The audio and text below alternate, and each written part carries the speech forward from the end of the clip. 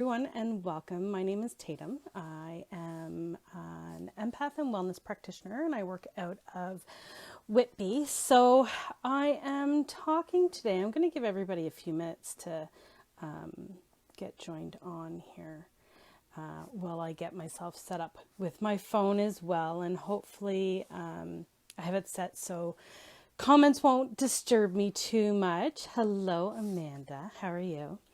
So today we're going to talk about questions that I receive from people both on my Facebook page as well as some of my group pages and stuff like that. And I'll also stay on for a few minutes afterwards. If anybody has any questions, you can type them in the comments and I will make sure that I respond to all of them. So we're going to talk about empath energy today, as well as we're going to do a meditation as well. So it being the full moon today is a great time to release. And I love releasing, but and I like things that are easy, and the full moon allows it to be easy for us to release unwanted stuff. And it's kind of cool. And, you know, funny, but not funny. Yesterday, I pulled a card from my favorite deck called the Medicine Wheel. And it is from the Mystical Shaman Oracle. When I got this deck, it was just like medicine for my soul. And it talks about the cycles in life, and it talks about being honest about where you're at with stuff and what's no longer in your highest good. Something may have been in your highest good in the past, and especially when it comes to creeping up to the full moon and stuff, a lot of people find it really uncomfortable. And as much as it's uncomfortable, things become uncomfortable because we need to shift or we need to let something go. So if something kind of niggles at your awareness that, this person, place, thing, scene, situation, or scenario keeps coming up to a full moon, maybe it's the universe gently saying to you, hey, you're ready to release this, and I'm here to support you to do that. So do it while it's easy. I used to tell my empath class all the time, I used to joke that I was super, super lazy. And so whatever the easiest way to do something was what I was going to do. And some of the girls in my class are like, stop saying that, stop saying that. So I'm going to keep myself in check and keep saying that I am super, super efficient. Because if something can make it more efficient, something can make it faster for me, I'm all on board. So the full moon supports us in releasing what we no longer need. And I'm all about the easy. So we're going to do that today. And I'm going to start by diving right into the questions because I want to make sure that I get to all of them. But I also want to make sure that I keep an eye on my time so I don't go over anybody else's slot or anything. And if you haven't had a chance to watch the videos from day, go back and watch them. So many great facilitators, so much knowledge being shared, and it's all complimentary. So what's better than that?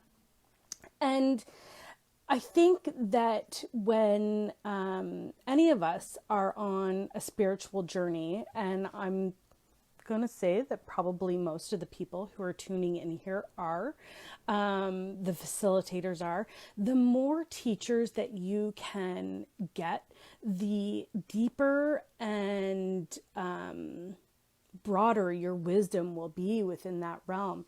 And so when I first started taking courses, I mean, I'm kind of a bit of a knowledge junkie. And so when I did my first Reiki class, it was like, oh my God, I am home. This is where I'm meant to be. And then I've done level 1 and 2 multiple times with multiple different teachers. And the reason that I did that is because one teacher was really super book smart. So I gained the knowledge that I needed to have a solid foundation. And then I had another teacher that really felt the energy. So feel it in your body, feel it moving. How does it communicate to you? Feel out the person in front of you. What is their body telling you? What is their energy telling you? And so it made my practice more well-rounded because I've had multiple teachers. So find as many teachers as you possibly can, because they can teach on the exact same subject. Everybody's going to deliver it in a different way. And so pick the teacher that really works for you, but then also don't be sad when you outgrow your teacher, because they've gifted you with all the knowledge that you're supposed to get from them. And so don't be sad about that, because it's a really, really beautiful thing. And it's not that that relationship is no longer valuable. It just changes in dynamic. So the first question that I got right away, and I'm not going to share who asked these questions, only because I didn't think before getting on here to ask permission to do that. So the first question that I got is, what is a good way to protect yourself as an empath? And I think that that is one of the most important questions that we go through in empath class each week.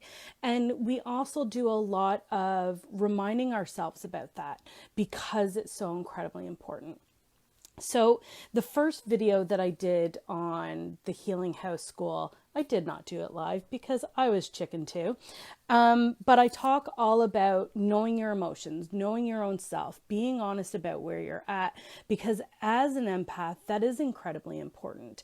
And so if something comes on and hits you really fast, like you're fine, and then all of a sudden your left hip is killing you and you can barely walk, chances are it's probably not yours, because if it was yours, it would be a little by little by little by little. When it's an empath thing, it like full blown hits you like a Mack truck.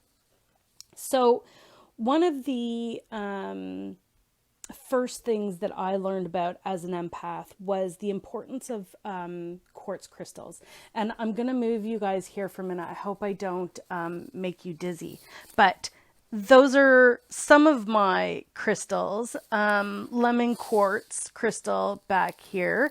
As a kid, I was a total crystal junkie. Well, maybe as an adult too. But then in university, I did geology. So I appreciated them at a different level because I understood the scientific properties of them. And then learning as an empath deepened my love for them, because as you know, everything on this planet has a vibration and a frequency.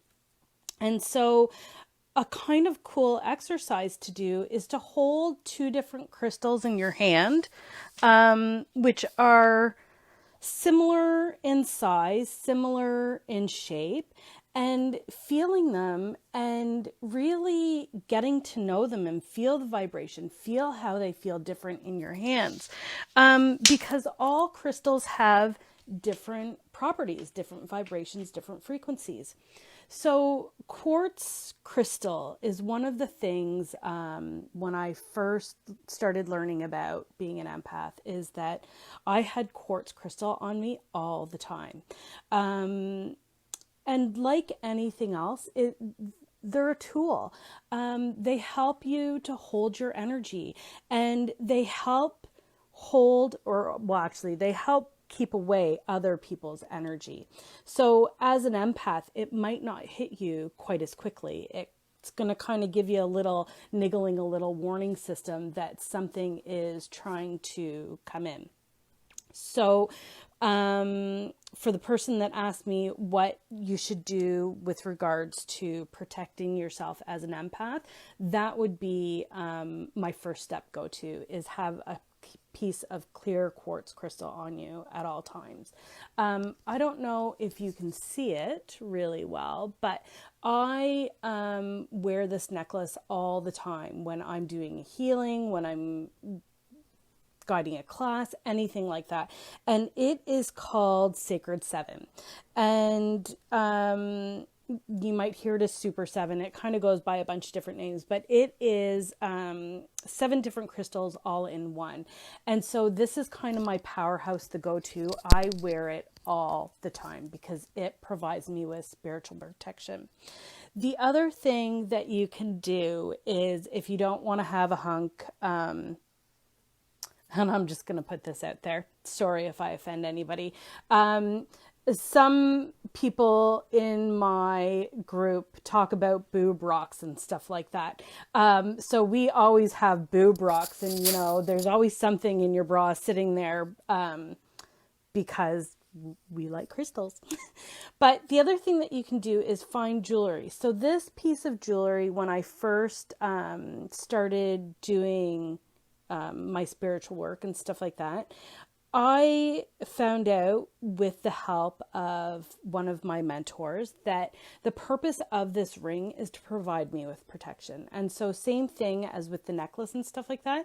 They're just tools to help aid and allow you to hold your own space without it being an effort for you.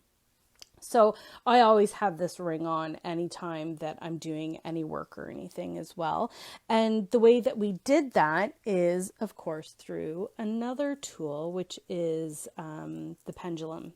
And if you've never used the pendulum or anything like that, I would be happy to answer any questions. Again, just a tool. And so it's basically a form of muscle testing. You can ask it to show me yes. So my yes goes in a circular motion. Show me no. Thank you. My no is back and forth. And so what I did is I went through a whole bunch of my jewelry. I kind of started with standing in front of the jewelry box because intuition told me that it was a piece of jewelry that I had. So then the next step is the ones that kind of jumped out at me. I grabbed them and I brought them to my practitioner, my mentors, and we went through them and we found out with dowsing what their natural energy was for me. And so this ring was protection.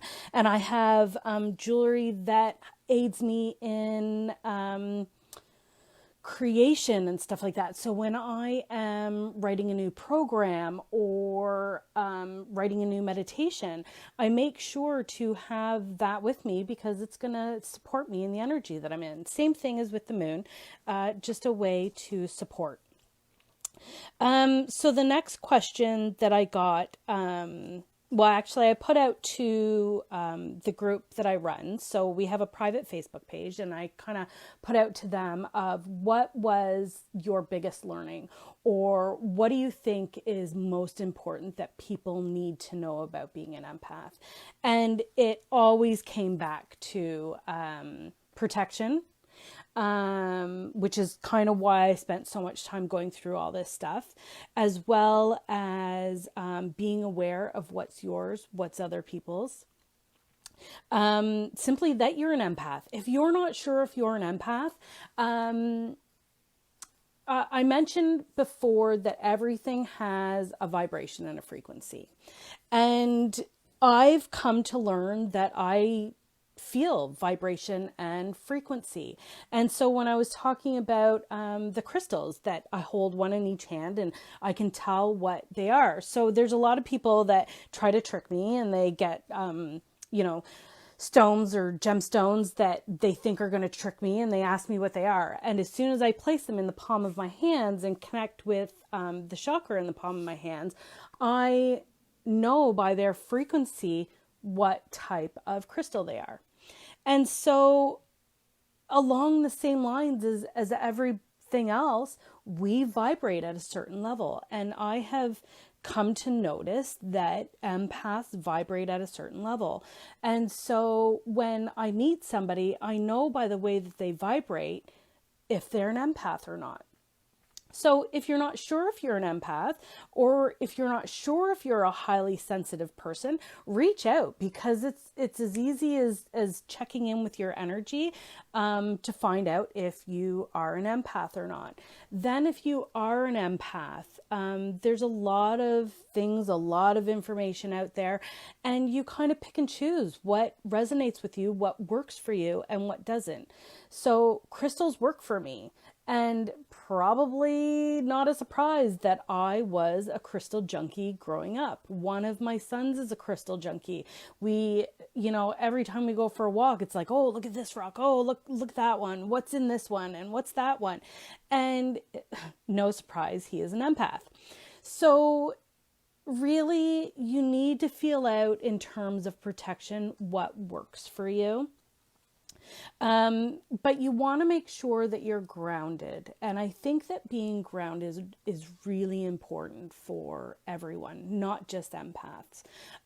Being connected to both earth energy and heaven energy at the same time, because that kind of brings you into this perfect balance of yin and yang energy, heaven and earth energy. And it allows you to expand in a different way. And so when you're going through and kind of, it is a learning process. There are trials and stuff like that to figure out what works for you as an empath. So that was the biggest thing that kept coming up is knowing yourself, knowing what's yours, knowing what's not yours, realizing, and the more that you kind of do it, the more that you kind of practice, the easier it is. And there's still going to be some times that, 5 years down the road, you're like, I'm a superstar empath. Why is this getting through? Because most of the time I don't feel other people anymore unless I purposely feel them. And I really loved what Marnie said last week when she was talking about going into people's energy and doing that with permission.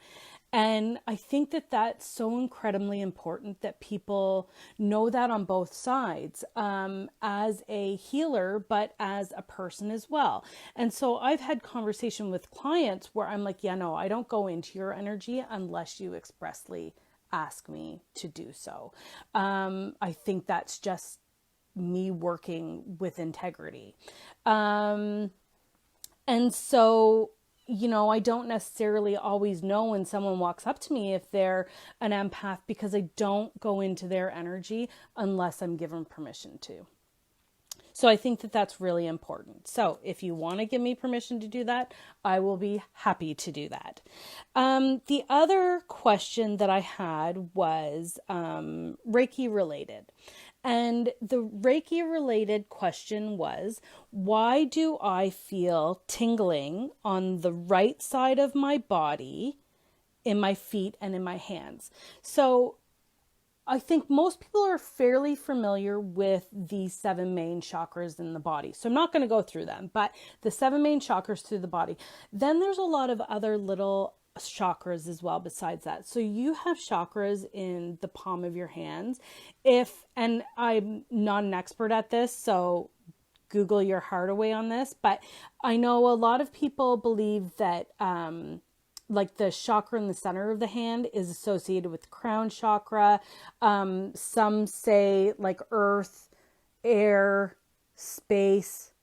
water, space, air, or the different chakras in the body. So there are, like, if you look anywhere, you can find some information on the chakras, but there are chakras in the palm of your hands. And so when you're doing Reiki and you're connected to Reiki energy, or you're receiving Reiki energy, very often you'll feel a tingling in the hands. As well, you have chakras in the bottom of your feet. And so they are called the Earth Star Chakra. Such a pretty name. And they connect you to earth energy, of course. And so when you're giving or receiving Reiki energy, sometimes those chakras will kind of light up because you're either connected or you're receiving healing. Now, the other thing, it's a hard thing to answer without connecting to your energy individually as to why you feel it on the right side of the body. It could be that the right side of the body is where your work is. And so you're more aware of what's going on in the right side of the body because the Reiki energy is moving to that side of the body. I think that that's probably what it is, but like I said, I don't know for sure unless I connect with your energy and have your permission to do that. So I will at some point ask your permission and we can dive into that a little deeper. But when you're feeling energy move through the body and stuff like that during Reiki, it usually is something to be aware of. So it could be, and when you look at the body, we have the chakras, but then it's also divided into 4 basically. So down the middle of the body, the left side is your masculine energy. The right side is feminine energy. The back of the body is the past. The front of the body is the future. And so it really depends on where that energy is and where you're aware of it as to what the work might be or why you might be feeling it there. So I hope that I answered that question well enough for you. So I think that is all of the questions that I had that came up. Like I said, most of them were about energy and protection and stuff like that. So I'm going to do a quick guided meditation. I have a few minutes left here, so I'm trying to keep myself on time. And if you ever come to my classes, you know that I am a horrible person at trying to keep on time. Our classes go till 8:00 and sometimes we're still at the center come 10, 11 o'clock because I love to talk about energy. And so when I'm in a group of people of like-minded empaths, who wouldn't want to spend hours talking about energy? So I am trying to keep myself honest and keep to a schedule. So we're going to do a quick guided meditation, and it's going to be surrounding releasing what you no longer need. And like I said at the beginning of it, when you become aware of something that you need to release, sometimes that can seem uncomfortable. And being uncomfortable is not a bad thing. You want to be honest about what it is, because if you're not honest with yourself about what it is, how are you ever going to let it go and heal from it? And so much easier to heal and leave that stuff in the past than carry it with you in the future and have to relearn that lesson again. So if something is ready to release it. You don't even need to know what it is that's going to be released. You can just simply release it. One of the ways that I like to release for the full moon when I'm at home and I can't burn things, I don't know if you can see that very well, but is a pure white candle. And so when you learn Reiki, you learn a technique called dry brushing or kokunyo, and it's brushing down the body to release things. And then you flick that energy into the candle. And as we all know, with energy, it's all about intention. And so if you set the intention to release everything you no longer need and that no longer serves you, dry brush that away and burn it into the candle. It can be as easy as that. And you don't even need to know what it is that you're releasing. If you're kind of one of those people that's like, I don't really want to know, just like take it. I don't care. Do that. Surrender into the release and let it go. So we're going to begin to find our center, and you're going to do that by starting to look around the room around you, and you're going to become centered in the room. So pick out 5 things that you can see. Just notice them, taking a moment, looking around, noticing your surroundings. Notice what color they are. Notice what they look like. Think about what they might feel like. And when you have your 5 things, begin to connect with the breath And then start to notice 4 things that you can hear. Maybe you can hear birds chirping outside, or your kids running around the house upstairs. Or maybe you can hear somebody cooking dinner for you if you're super lucky. Whatever that is, just start to notice the sounds around you.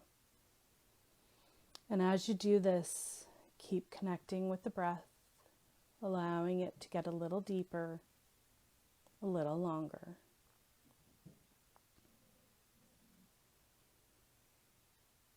And now that you've come into the space fully that you're in, you're going to begin to allow the eyes to gently close. Allow yourself to be comfortable, either lying down or sitting in a chair if you want a more active practice. Whatever that is for you, just allow yourself to become comfortable. And if you haven't done so already, allow the eyes to gently close.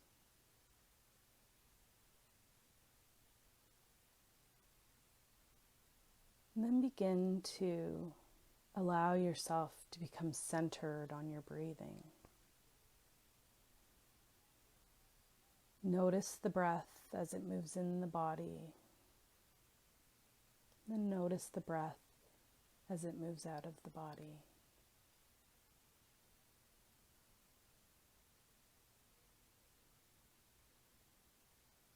We're going to begin by taking a nice deep breath and then sighing it out, releasing the energy away.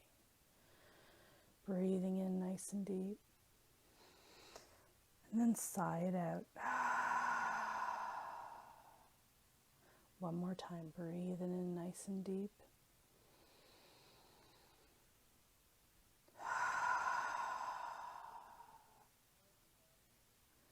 And allow that breath to become settled in the body.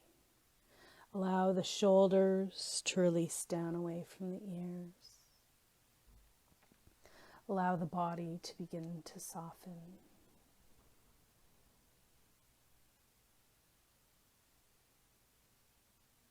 And when you're ready, begin to connect your breath and awareness as one. As you move that breath into the body, it moves all the way down the spine. And as you exhale, that breath moves all the way up the spine. Staying here with the breath.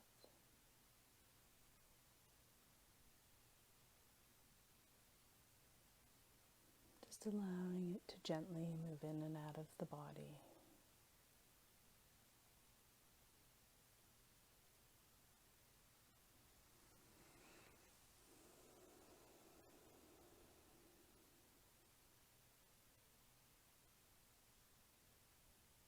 If any thoughts try to push their way in, just simply notice them and allow them to slowly drift away,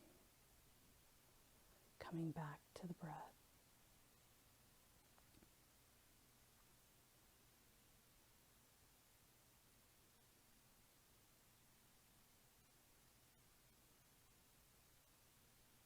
We're going to gently move our awareness into the root chakra, and we're going to start to move the breath through the root up to the sacral, the solar plexus, into the heart, coming into the throat chakra, the third eye chakra, and then the crown chakra. And as you exhale, you're going to picture moving the breath down the chakras. Moving up the chakras on the inhale. Moving down the chakras on the exhale.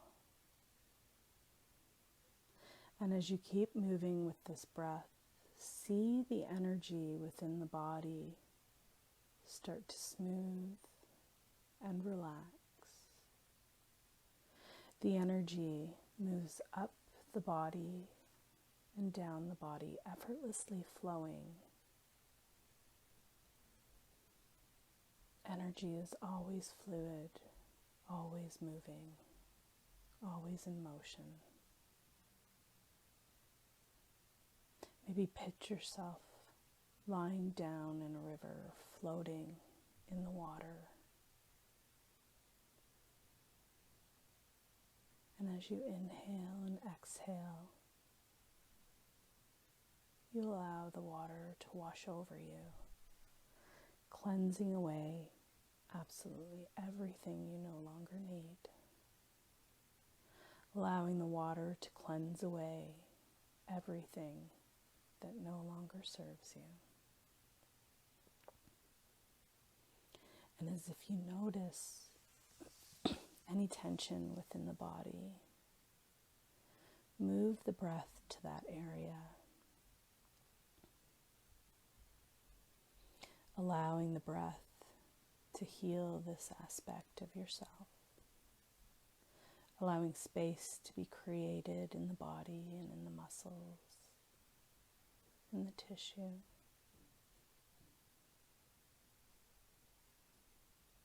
And when that energy begins to soften, allow yourself to move into a place of gratitude, allowing that energy to simply wash away down the river and away.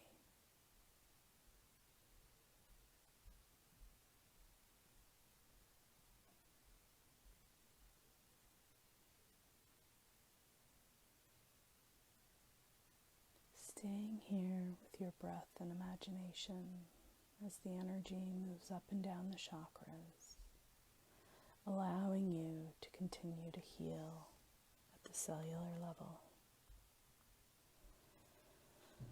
Allowing yourself permission to release with the assistance and the guidance of the full moon. Allowing the energy of this full moon to wash through you and around you. Clearing away any old habits or beliefs that you might be clinging to. Allow yourself to surrender and be set free.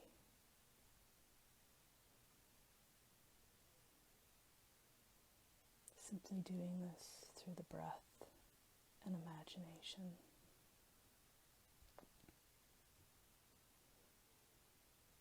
And continue to breathe here, maybe imagining that you're still lying in the water, or maybe your feet are just in the water. Allowing your breath to continue to move through you as it continues to heal you.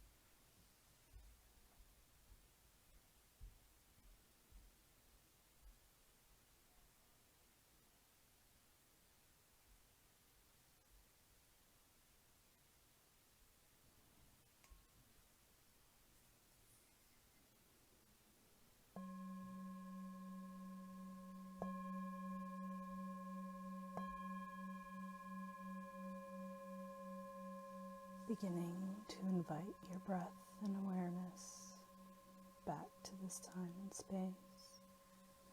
If you still find yourself in the water, begin to sit up, allowing small movements in the body, giving gratitude to the water and the moon, and assisting you to release everything you no longer need. Allowing the eyes to remain closed as you gently invite a little bit of movement into the body as you prepare to come back. Maybe wiggling the fingers, wiggling the toes, bringing small, gentle movements into the body. And when you're ready, we'll gently place one hand over the other at heart center or in prayer position at heart center. Just taking a moment in gratitude for yourself, taking the time with your practice today. But also thank you so much for joining me as we explore the empath energies. Namaste.